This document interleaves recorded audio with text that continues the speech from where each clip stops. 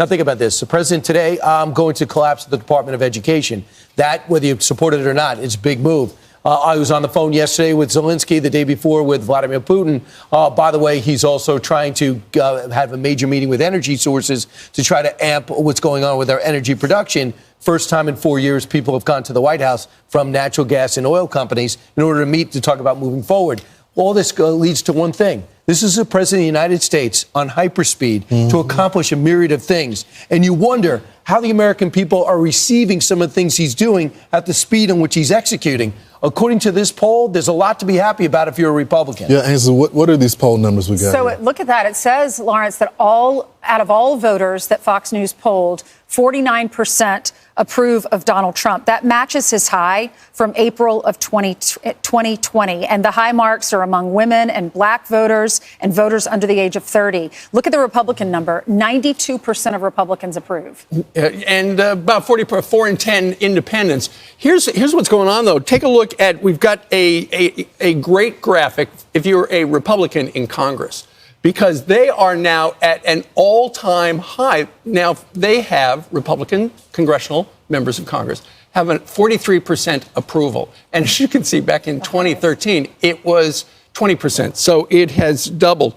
88% of the one of the reasons is because 88% of Republicans are backing the Republican Party today, as opposed to a couple of years ago when only about half of Republicans backed the party. And so that's all good news. And when you look at the party of resistance, the Democratic Party, only 30% approve right now. And that's dropping drastically, because in January 2023, it was at 42%, and it keeps going down and down. When it comes to the disapproval, now 66% disapprove of the job that they're doing. And I think what that gets to is that they become the party of the resistance, and they're not working at all. They're not trying to work with the president. They did not stand for the kid with cancer. They did not stand for the parents that lost their children to illegals. They're not even turning over the illegals to the police right now. They're against the flight. Everything that this president is doing right now, they're not offering any type of solutions. And I think the media has lost their influence completely. They lied to him about Joe Biden and his mental decline. They lied to them about the issues on a day-to-day basis. They said that the inflation was transitory and the people were feeling it at home. So they're not listening to them. The president is speaking to the American public on a day-to-day basis, and it looks like he has the wind in his sails right now. When you look at it, and you should go to foxnews.com and read it, because it's a really interesting thing. The one thing that people across the board, about 70, given the fact that he has already signed, and we were talking about abolishing the Department of Education with an executive order later today, he signed about 90 of them. About 70% of all Americans, Republicans, Independents, and Democrats, are concerned that some of these EOs may permanently alter the system of checks and balances with Donald Trump. That is, however, similar to what Barack Obama had ratings-wise, 38%, I believe it was, something like that, back in 2014 regarding Obamacare and things like that. So it's one of those things where people are, approving of the president in bigger numbers than ever before for Donald Trump. But there's a caveat. They worry, don't go too far. Yeah, you're right, Lawrence, about the legacy media. I mean, if you flipped around channels during the election, they weren't reporting positive news about Donald Trump. We saw that censorship on social media. And Laura Ingraham said the other night she was flipping around channels, and one news agency didn't even have the astronauts coming home live. American story. So exactly. And that's why some of these big networks are laying off their anchors that are making a lot of money, because it's a business. They're not making money anymore. People are turning off their TVs. You want to hear all sides of the story, right? So they weren't telling the positive stories of Donald Trump, thinking it was going to affect the election, but America was smarter. Right, because they're on the wrong side of so many issues. I watched the mayor of Boston yesterday. Unbelievable, right? Prideful she is that she's protecting illegal immigrants, including criminals. She's doubling down. She's like, we like our coffee strong and we stand. What are you talking about? Right. So, okay, that's how you stand. I don't think the American people want illegal criminals there.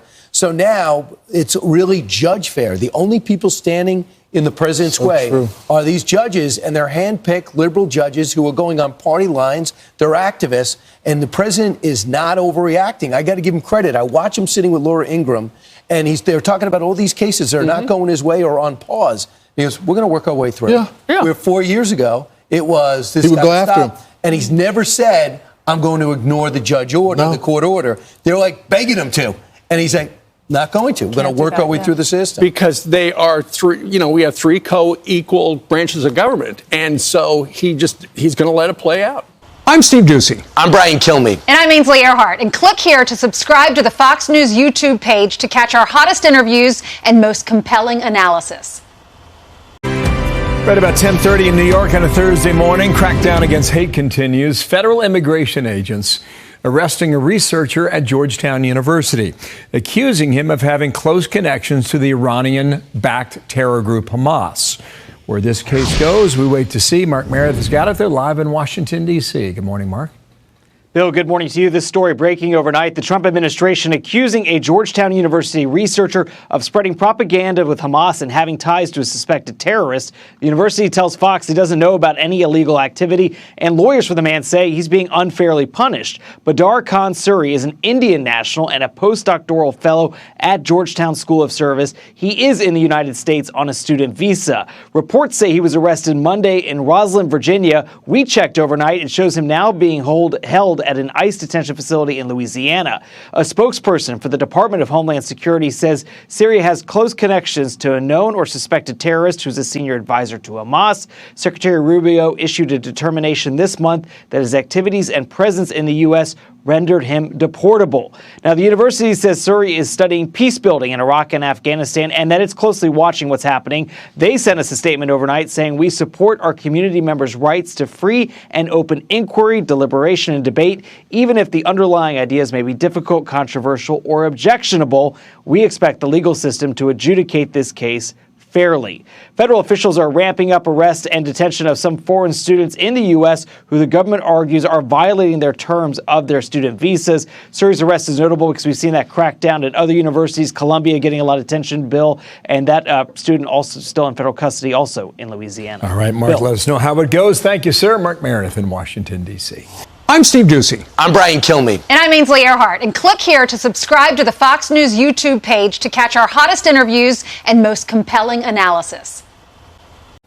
Back here at home, Boston Mayor Michelle Wu delivered her State of the City address last night, touting city safety and taking a shot at the White House over its illegal immigration crackdown. This is our city. No one tells Boston how to take care of our own. Not kings and not presidents who think they are kings. Boston was born facing down bullies. Jerry Goodwin is quartermaster for the Beachmont Veterans of Foreign Wars, 6712, and a retired Boston police officer. And Jerry joins me now. Jerry, good morning to you. So what'd you think of the speech? Good morning, Carly. Thank you for having me. I watched it last night, and it feels that we're living in two different realities. From what she sees and what I see. She touted the school systems. The schools are a complete disaster. She talked about crime being down, which crime is down, homicides are down, shootings are down, but that's due to the brave work from the men and women of the Boston Police Department. That had nothing to do with any of her policies. Her policies have made things worse. Like right now in my home district, there's an active gang war between MS-13 and 18th Street. Just the other day, a firearm was recovered off a 18th Street kid and two large knives right outside a high school in front of a state representative's house. So, again, I think we're living in two different realities. Wow. So you say that in your hometown, in your community, there's an active gang war taking place right outside your streets. What has the mayor said about that? Nothing. And again, it's MS-13. It comes right back to the sanctuary city policies that we have. Yeah, but, we have liberal activist judges. Well, Jerry, I was going to say and I'd love for you to finish your thought about the judges, but she also says that Boston is the safest major city in the country. But she certainly fails to mention what you just said about a gang war taking place. Yeah, they cherry pick what they want to take and use that for their speeches. Again, like I said, we're living in a totally different reality. What they're saying and what the reality is are two different things. But I will say crime is down in the city of Boston. But again, that goes to, the men and women of the Boston Police Department. Wow. Yeah. No, I hear what you're saying. It could be down, but maybe even down further if the sanctuary city policies weren't in effect. Oh, absolutely. Like I said, so you had an MS-13 gang member. This is a separate incident than the one I just referenced at the high school, which involved 18th Street. But you have an MS-13 gang member who was here illegally. And a liberal activist judge, Judge Delvecchio out of my home district, refused to, adhere to the ICE detainer on him and released him. And he's got, it was a large capacity firearm that he's carrying around in my streets, right in my neighborhood. That's terrifying. So also, you know what, on that front, Mayor Wu just received an endorsement from the city's largest police union, the Boston Police Patrolmen's Association. Given what you just said, does that surprise you? Does the mayor really have the support and backing of the police? Maybe the union. I don't know how much support she's got from the actual rank and file guys. I think that's a separate thing. But she did offer them a very good contract the last collective bargaining. Yeah, there is a distinction there. Also on the mayoral race front, her top challenger, the mayoral race is taking place in November. Her top challenger is Josh Kraft, the son of Patriots owner Robert Kraft. He also just scored an endorsement from the International Longshoremen's Association and the New England Dock and Marine Council. But in early polling, he is at a deficit here. Mayor Wu has a double-digit benefit to her. She has more support. So how do you think that mayoral race is going to go? Well, I like Josh Kraft. I'm going to be supporting him in this mayoral race. It's always tough to go against an incumbent, particularly in Boston. They say, what did she say last night? That no kings, but pretty much once you're mayor in Boston, it's a very difficult thing to unseat an incumbent. So he's got an uphill fight, but I think he can pull through it.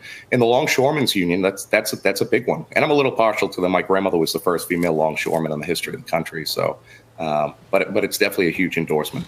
I'm Steve Ducey. I'm Brian Kilmeade. And I'm Ainsley Earhart. And click here to subscribe to the Fox News YouTube page to catch our hottest interviews and most compelling analysis.